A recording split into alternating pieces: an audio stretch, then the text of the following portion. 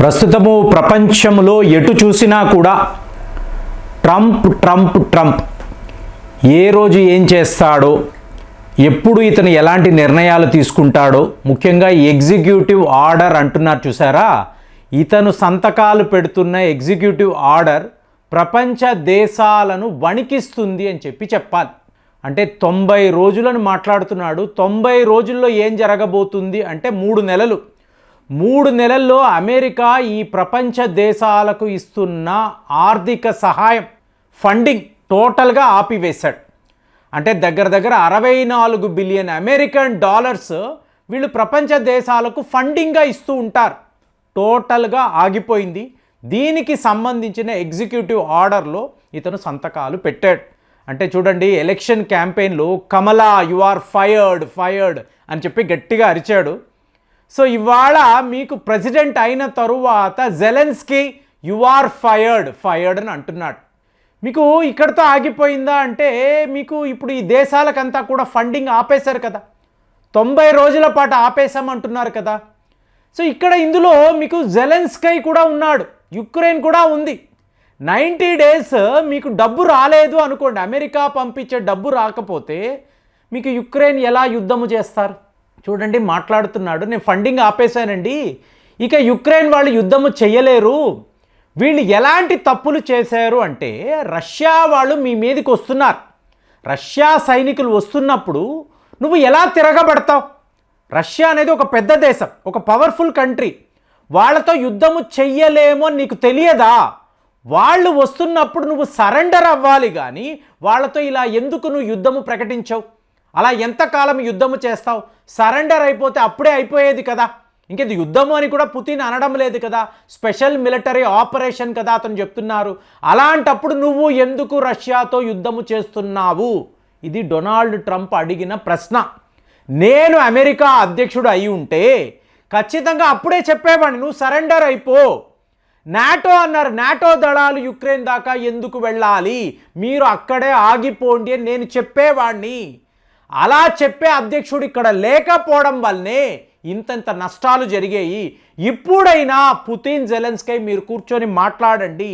రష్యాతో మేము, అంటే రష్యాకు మేము విధించిన శాంక్షన్స్ వీటిని ఇమీడియట్గా తీసివేస్తాము.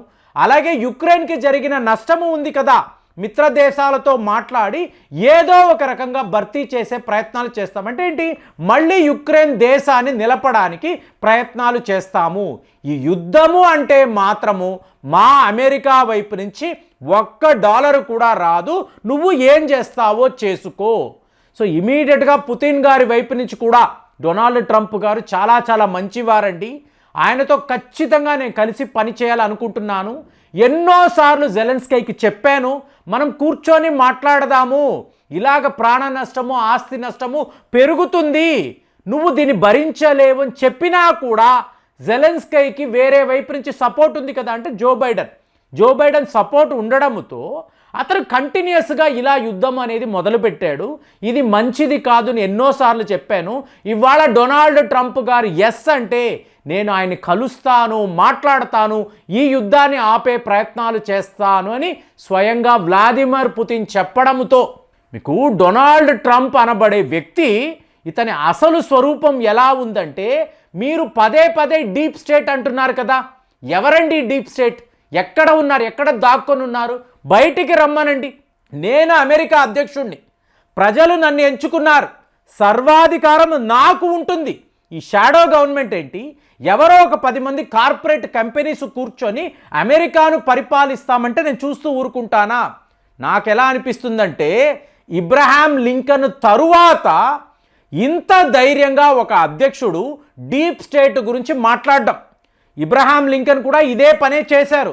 అసలు మీరందరూ మీ ఇళ్లలో మిషన్లు పెట్టుకొని కరెన్సీలు ప్రింట్లు వేసేసి ఫేక్ కరెన్సీని అమెరికా అంతా కూడా డిస్ట్రిబ్యూట్ చేస్తే నేను చూస్తూ ఊరుకుంటానని చెప్పి ఈ బ్యాంకర్స్, ఈ దిగ్గజ వ్యాపారులను ప్రశ్నిస్తే ఆయనని వీళ్ళు అసాసినేట్ చేశారు. కానీ డొనాల్డ్ ట్రంప్ ఇవాళ స్వయంగా ఒక కార్పొరేట్ జైంట్, ఇతని వైపు ఈలాన్ మస్క్ లాంటి శక్తివంతమైన వ్యాపారులు ఉన్నారు. అలాంటిది జాన్ ఎఫ్ కెనడీ నుంచి జార్జ్ సోరోస్ వరకు కూడా ఈ డీప్ స్టేట్ పాలిటిక్స్ ఏంటి, మీ వద్ద ఉండే ఇన్ఫర్మేషన్ ఏంటి? క్లాసిఫైడ్ ఇన్ఫర్మేషన్ పదే పదే చెప్తున్నారే, మాకు తెలియని రహస్యాలు ఏంటి? అమెరికాలో మాకు తెలియని ఈ సీక్రెట్స్ని ఎక్కడ దాచిపెట్టారు? మొత్తం బయటికి తీయండి. సో ఇప్పుడు ఏమైపోయింది? అమెరికాను ఆయన భయపెడుతున్నాడు. ప్రపంచ దేశాలంతా కూడా మీకు ఆల్మోస్ట్ ఒక 90 దేశాలండి వీళ్ళకు ఫండింగ్ అనేది ఆగిపోయింది. సో ఒక్కొక్కరు వణుకుతున్నారు. కానీ ఇక్కడ ఏమైంది? ఇజ్రాయెల్కి మా ఫండింగ్ని ఆపం, అలాగే ఈజిప్ట్కు కూడా ఇవ్వాల్సిన ఫండింగ్ అనేది ఇస్తాం. ఎందుకు? ఇజ్రాయెల్ అంటే అమెరికా యొక్క బాస్, మాట్లాడుకున్నాం కదా. సో ఇజ్రాయెల్కి ఏం కావాలి? ఈ హమాస్ యుద్ధంలో ఇజ్రాయెల్ చాలా పెద్ద లెవెల్లో నష్టాల బారిన పడ్డారు, వాళ్ళు ఆర్థికంగా చాలా ఇబ్బంది పడుతున్నారు, ఎక్స్పోర్ట్స్ ఆగిపోయి ఇంపోర్ట్స్ ఆగిపోయాయి, కాబట్టి వాళ్ళకి చేయూతని ఇవ్వాలి, వాళ్ళకు సపోర్ట్ చెయ్యాలి అని చెప్పి ఇజ్రాయెల్ విషయంలో ఒక నిర్ణయం. మరి ఈజిప్ట్ అన్నారు అనుకోండి, ఈ గాజా వద్ద ఉన్న ప్రజలు ఉన్నారు కదా, మీకు రాఫా క్రాసింగ్ అంటారు, అక్కడ ఉన్న వాళ్ళని అంతా కూడా ఈజిప్టులోకి అనుమతించండి. ఈ వలసదారులు అందరూ కూడా ఈజిప్టులోకి వెళితే మీకు ఇక్కడ ఈ ప్రాంతాలంతా కూడా ఖాళీ అవుతాయి, మళ్ళీ మేము పునర్నిర్మాణము చేస్తాము, ఇజ్రాయెల్ కోసమే చేస్తాము. ఓకే, దీనికి ఫండింగ్ అనేది ఈజిప్ట్కి ఇస్తాము. మరి మీరు అడగొచ్చు, జోర్డాన్ పరిస్థితి ఏంటండి? జోర్డాన్ అమెరికా యొక్క మిత్రదేశం అండి. సో మీకు ఆ రాజు అమెరికా ఏం చెప్తే అదే వింటాడు, కాబట్టి అక్కడ ఎక్కడా కూడా సమస్య లేదు. అంటే పరిస్థితులను చక్కబెట్టడంలో డొనాల్డ్ ట్రంప్ ఎంత స్పీడ్గా ఉన్నారు అంటే ప్రతిరోజు కూడా ఎక్కడో ఒక సెన్సేషనల్ డిసిషన్స్.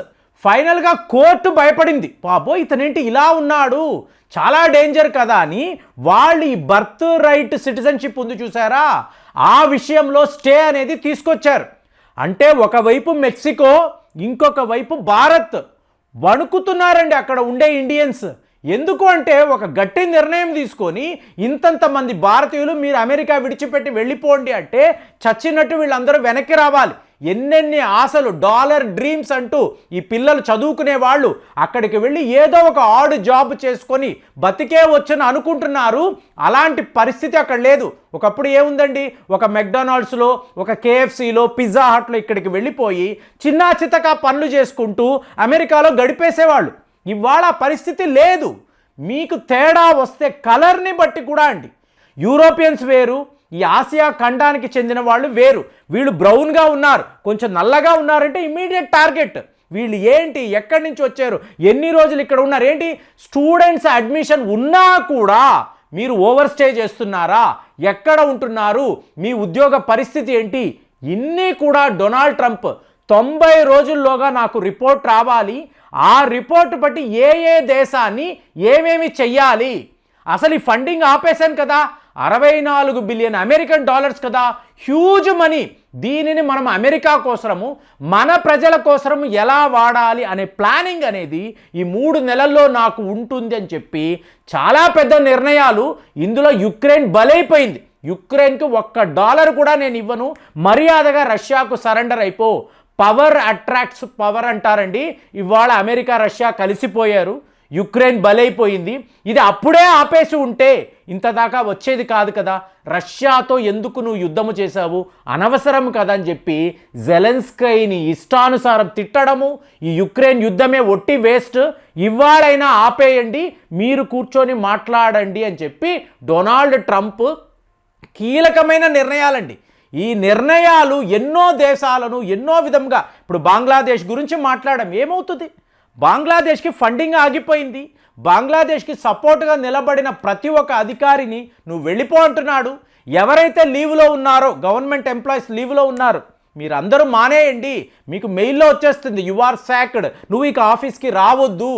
ఈ లెవెల్లో ట్రంప్ నిర్ణయాలు ఉంటే అసలు ఇతన్ని ఆపడం ఎలాగా, అక్కడ నివసించే భారతీయులు, ఎన్ఆర్ఐలు, వీళ్ళ పరిస్థితి ఏంటి ఆలోచించడానికే భయంగా ఉంది. మరి అక్కడ ఉన్నవాళ్ళు ఎలా సర్వైవ్ అవ్వాలి అనేది ఇవాళ ఒక మేజర్ ఇష్యూగా ఉంది. మరి ట్రంప్ను ఆపడము ఎలాగా ఆలోచించి కామెంట్స్లో రాయండి. మళ్ళీ వచ్చే వీడియోలో కలుద్దాం. జై హింద్.